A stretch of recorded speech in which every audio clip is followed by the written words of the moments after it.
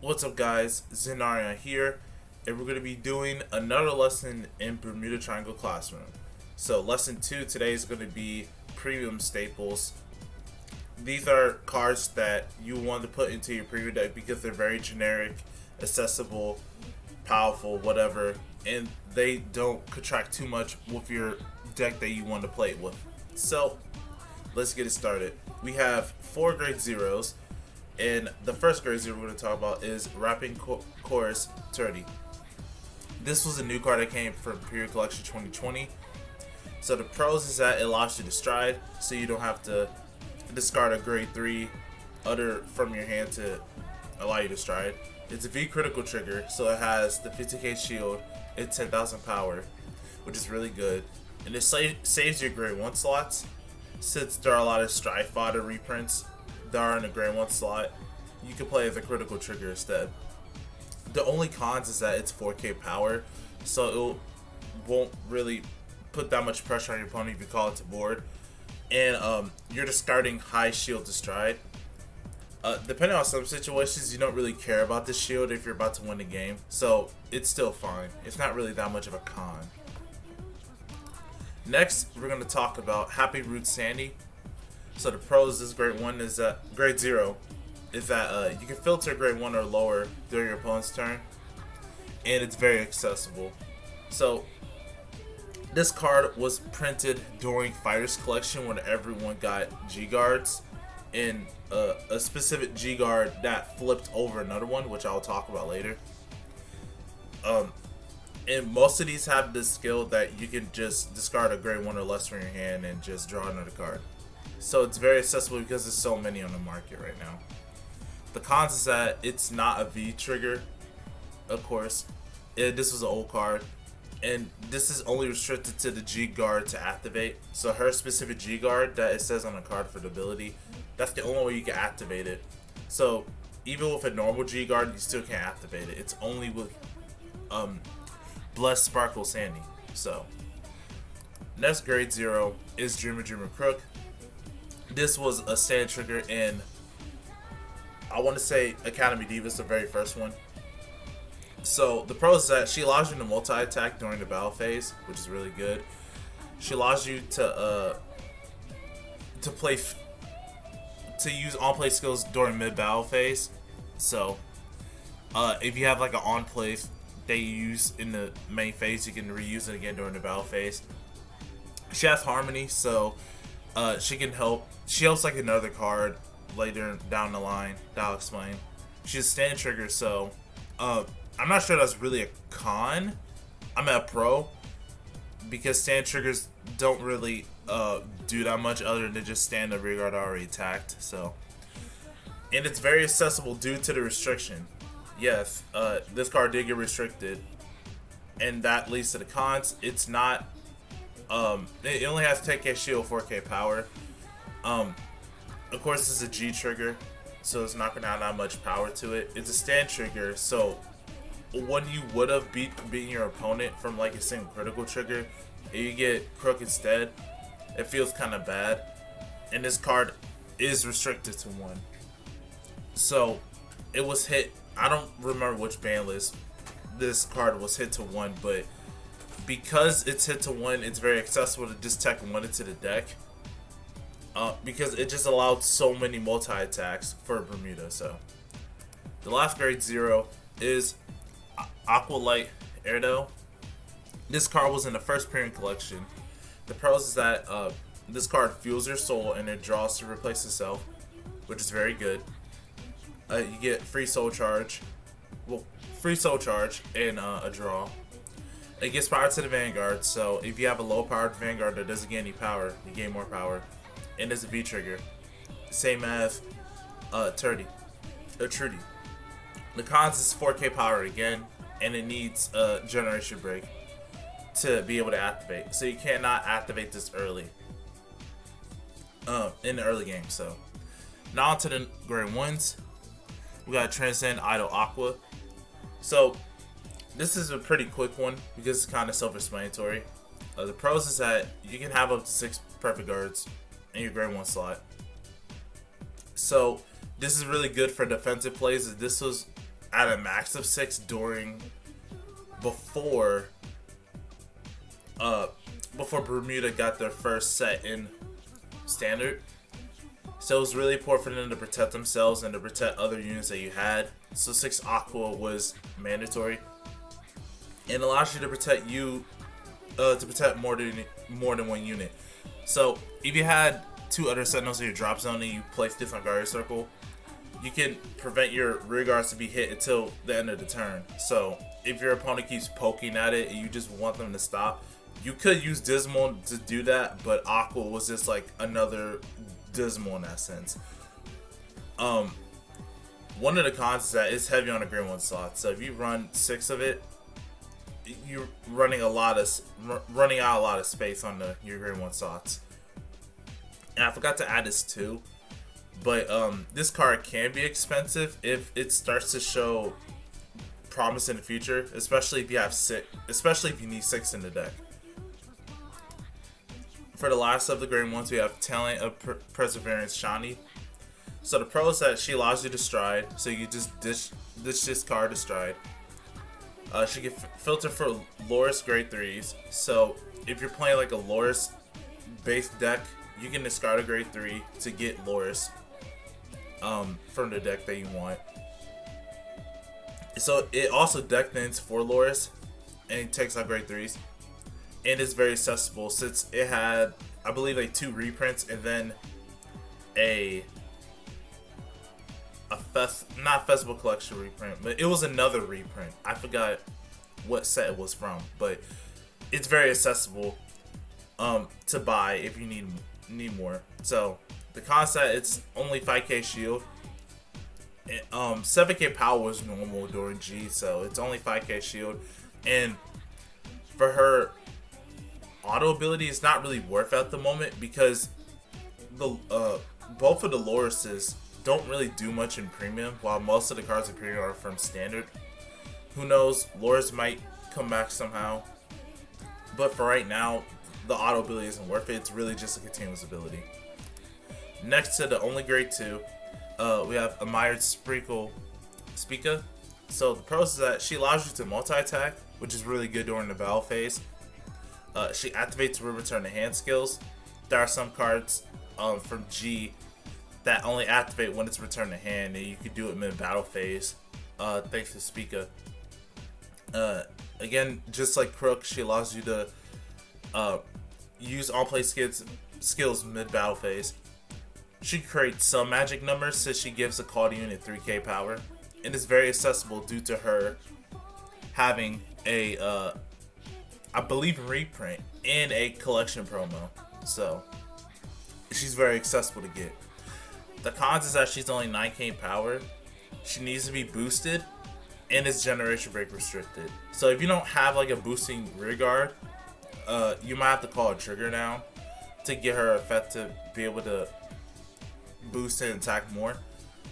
And it being GB1, you can't really play it early game, so take that as you will. Last thing, we're going to talk about the grade 3s. We have Spirited Star Taurus. This card, even though it is specifically geared towards one deck, it's very generic, as in you can splash it as a tech in any other Bermuda build. So that's why I'm including in this. So the pros are she allows you to strike faster and earlier. If you was playing a Riviera based deck, you could actually stride when your opponent's on grade 1. If you get the whole full chain off, and if you go first. But if not, just because of her ability to just get your grade 3 ahead of your opponent, and if your opponent just rolled a grade 2, you can stride when they're on grade 2. She could restand on the rear guard circle for a low cost. It's just soul boss 1, and if you have either a grade 4 Riviera or a heart card with Riviera, once you stride, you can just restand it. She hand filters since she puts a card from your hand to the bottom of the deck. And she also filters your deck for a Riviera too. She superiorize, so any card that wants to be written on, or sees cards that are written, they get power. like I said before, she has a Manji Sergi with V Series Riviere. So if you have V Series Riviere, you can get your force marker, and you can start doing all the cool things that Taurus with other strides could do with Riviera stuff. And it's also a mind game towards opponent. Since this card exists, your opponent might not know if you're running this card or not. So this, she literally sort of says, should I give my opponent Counter Blast? Because they're playing Bermuda. They might be playing Riviera. They might not be playing Riviera. But the thing is that if you do run this in your deck, your opponent does not know if you're playing Taurus or not. So you could even like run like 3 of her, 1 Riviera, and run whatever other cards that you want. Just as a superior right tech, it is a mind game towards the opponent that should I give them damage or should I not give them damage? So the only cons is that it's 11k power. Of course, this was made by the energy, so it's not going to be very powerful. And it needs a counter blast to use its first ability. So then again, like I said, because you're Bermuda, many people might not want to give you that first CB or give you CB at all until you hit grade 2 or greater, because you can superior right on them and stride ahead of them. For the last grade 3s, we're going to talk about Delight Genius Anj. The few pros that it has is that it's a free stride on GB2. So instead of discarding a grade 3 from your hand to drop, you could call it to RC instead. So it saves you. So that's sort of like a +1, a soft +1, but it's basically saving you cards in hand. When you ride and then stride, it's a +2 for the full value. So if you bounce one of your opponent's rear guards back, you can draw a card. And if you bounce one of your cards back, you can search your deck for a GB2 unit, add it to hand. So it's basically a +2 when you ride. And then when you stride, you can do the same thing. So it's basically +2. You can return your opponent's rear guards to their hand. So let's say if you're going against like DP, they got a couple of grade 3s on the field. Even though they get shield in hand, there are some cards that get intercept and gain shield, so you can bounce them back to their hand. Or if there's an important rear guard you don't want them to use during your turn, you can bounce it back too. It removes lock, so if you get locked by Elite Joker, she targets the circle and she just returns to the hand, so it doesn't trigger any of Chaos's or Messiah's skills to activate. She deck things for GB2 units, so any units with GB2 you can just thin it from your deck. And she allows on-play skills to be reused. So I know Meme was a very important card before Anj got restricted to 1, which is one of the cons. You can just keep reusing that on-play skill, which allows you to filter and pretty much compress your deck. So the cons that it's 11k power. Of course, this was in the last set of G. Most of the GB2 units are outdated. There are some that can be still played, but a lot of the V Series cards are either better than those cards or it's just way more powerful. And again, it is restricted to 1, so it's going to be kind of hard to find it unless there are abilities in the future that allows you to find this card. So now on to the G Guardians. We have 3 G Guardians. So the first one is Blessed Sparkle Sandy. Her pros are she accelerates the generation break, so she allows you to get more G guards flipped, and for you to get to that GB8 count if you played a GB8 in your deck. And another pro is that she could be a possibly huge shield of like 30 to 40 if you have a bunch of cards in your hand. It's mostly a costless shield, so other than you flipping a card from your G zone and discarding heal, is mostly free shield.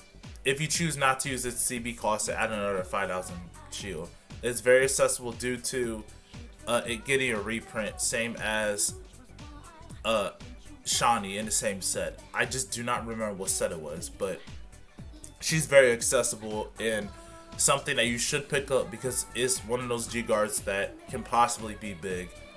The cons is that it's GB restricted, so you have to be at GB1, meaning you either have to stride or use an energy guard before then. It's hand size dependent, so it will get 5,000 power for every 2 cards you have in your hand. Now, before the restriction of Ange and Crook, Bermuda had a pretty healthy hand size of like 6 and more, so you got 30,000 shield pretty easily. But that was before, well, that was during the time where Ellie was a card and she was just way stronger in shield. But even with that, Sandy still was an alternate option for those who didn't have Ellie. So it's really dependent on your hand size. If you only have 4 cards, you're only getting 25k shield, but that's where the counter blast comes into play. If you counter blast 1, you get an extra 5,000 shield. So I like how it was an option for you to be able to use the ability to get more shield. And the cost is having to flip another G guard. So in some cases, because Bermuda has pretty good G guards all around, like decently sized G guards that can shield you pretty well. It has some interaction with you, not with really your opponent. So again, most of the flip G guardians from this Fires collection, I believe, had a G guard as a cost because some of them was powerful enough. It was so powerful it needed another cost. So the death grade for that I'm going to talk about, that's a G guardian, is hand to hand Leona. So not really too much to say, but it's still very good. So she can return important regards to hand. So I know that sometimes if you call Taurus early, your opponent does not want to give you CB, so they'll just swing a Taurus. This is where you can use Leona if you have a G guard in hand to accelerate your GB for another unit, for other strides, and to protect it from getting swung on. So it activates when return to hand effects. So you could do sort of defensive plays with units that are return to hand, and it's free cost. The only cost is the cost of G guard, and mostly it doesn't cost any Soul Blast or CB. That's what I mean by free cost. I'll write that the next time if I do another one of these.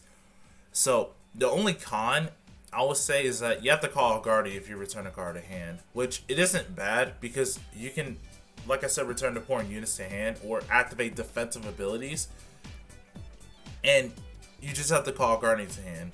Now if you call it the same Guardian that you return the card to hand with, you get extra 5,000 shield, which now you sort of want to target the V-Series cards because you can get extra 15k shield, or any other cards that want to be placed to the Guardian Circle. But yeah, pretty much Leona is still a solid card to G-Guard with first. So, and the last G-Guard is High Society Citron. So the pros is that it allows you to use on-play skills during the battle phase. So like I said, I know in my pretty much pre-Ange hit Harmony build, you could call Meme or call any other card that had like an on-play effect to give your Vanguard power. Sorry, not the pre-Ange one. It was the pre-Premium Collection 2021, where you can call Laffy, which is a great one that says on play if you can give a unit 5k. You can basically give it to your Vanguard to give you more power to the end of turn. And your Vanguard can also gain power during your opponent's turn thanks to Citron or any other cards that allowed you to call a card from your hand during your opponent's turn. And it's mostly a free cost, so it doesn't cost any CB or Soul Blast to be able to use. The only con is that you have to call grade 1 or greater to regard. So if you don't want to call grade 1 because now V-Series has higher shield grade 1s, you can always just call grade 2 intercept with it. It's fine. So now on to the strides. So I believe we have 4. So the first one is Shushu Popular Favor Tura. So pros is that it's a Resending Vanguard, and A lot of people love restanding Vanguards, especially Strides, because they have huge power. They can use multiple cool effects, and stuff can happen with the rear guards if you do restand with them. So it can gain a huge amount of power depending on if you have open rear guard circles. It can become like 40, 50 plus. It clears your board, so it gets decks like Kagero or Lead Joker. Well, even against Lead Joker, still they can still force you to call cards from your hand to lock. But even so, it can clear your board against some devastating effects. It's very standalone. So if you buy this card or have in your deck, you can stride into it, and it does a lot by itself. You don't need any other cards other than to bottom deck 3 rearguards to restand at GB3. But even so, it's still very standalone. And she powers up choo-choo units. So if you're playing a choo-choo deck, you can call choo-choo units in the front, and that can get powered just because of her continuous effect. The cons is that she might be pricey. Since this was the last stride that was a powerhouse for Bermuda as a whole, it might be pricey to get like 3 to 4 copies of it. Do I recommend buying 4 copies? Unless it's a shoo-shoo deck, I really wouldn't. But 3 is just the right amount, and 2 is okay too. But 3 is preferred since games could sometimes go long, but even though it's premium now, that might be short. And why mean Generation Break restricted? It's a GB3 unit to get the restand. So if you use this first stride, you're not going to be doing much. That's why it's better to use some of the other strides to like help you gain resources in order for you to beat your opponent. So Tura is more of a like, I want to pressure hard this turn, and I want to try to go for the win. So it does those 2 things. It's more of a late game card than an early game card, which I mean early game for striding, first stride. So the next card I want to talk about is Dearly Desired Grand Stage Shani. So the pros is that it's a minimum +2 to board. If you call a card simply behind this unit, you can just call 2 cards when she attacks. So that's pretty good. It's pretty low commitment. All you have to do is call a card behind her, and both units are in harmony. She has the potential to get a massive amount of crits. Even though there are a lot of ways to guard it in premium, it's kind of cool, I guess. She calls units from the deck, which Bermuda overall, except maybe... No, Bermuda overall really haven't called cards from the deck. It's really just been, you have to draw the units that you need, and you return it to hand, it just reuse the same cards.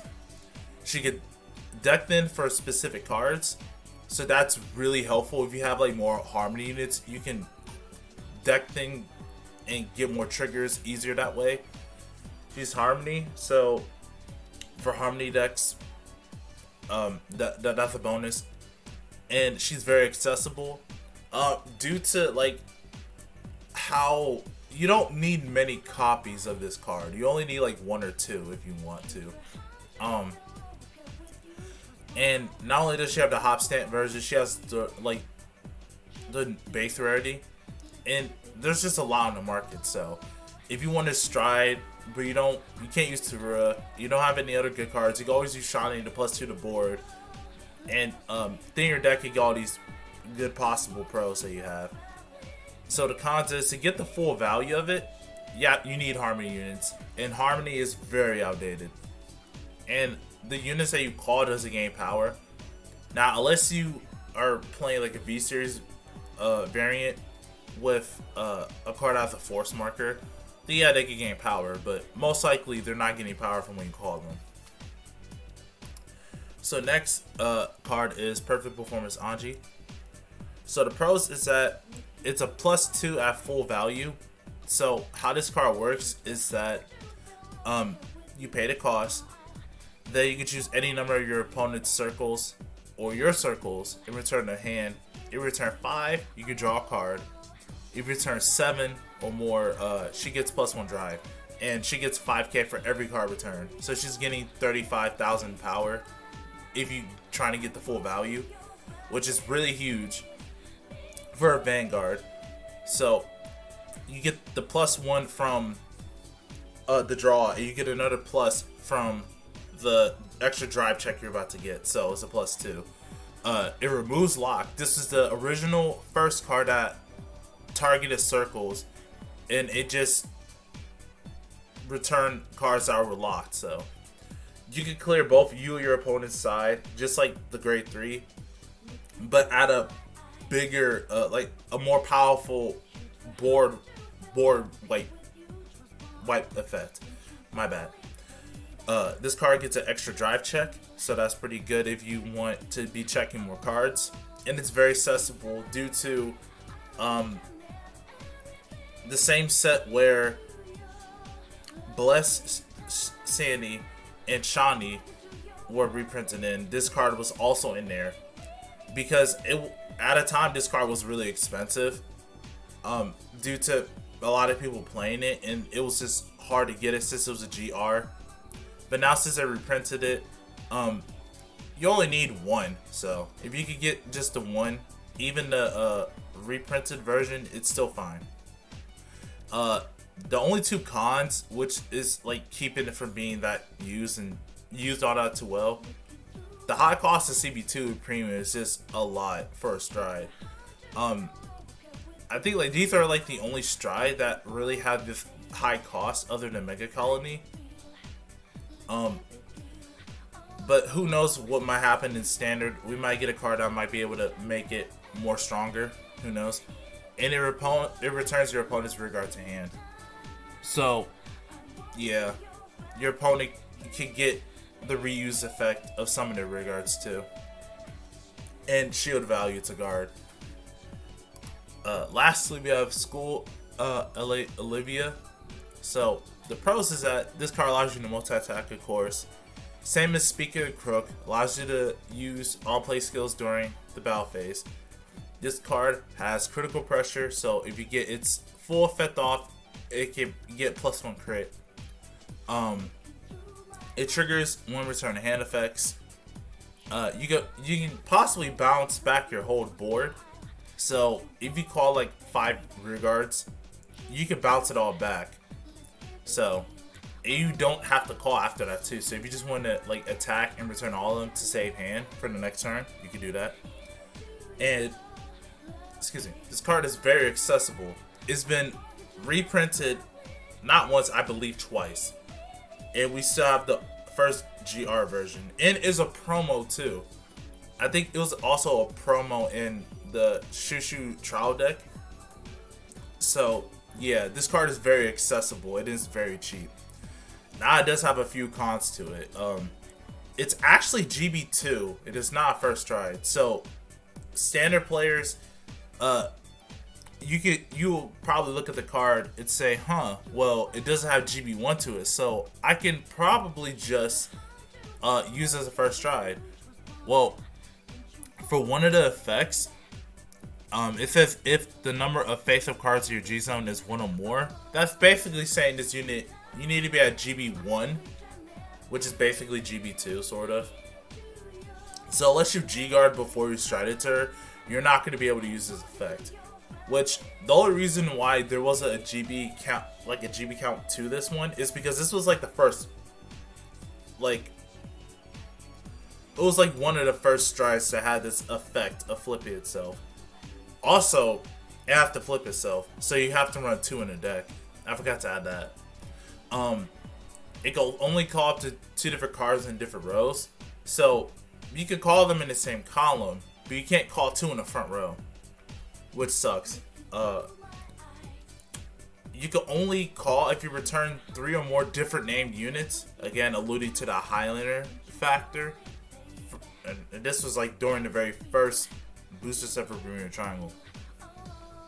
So yeah, you have to return 3 different name cards in order to get the extra calls.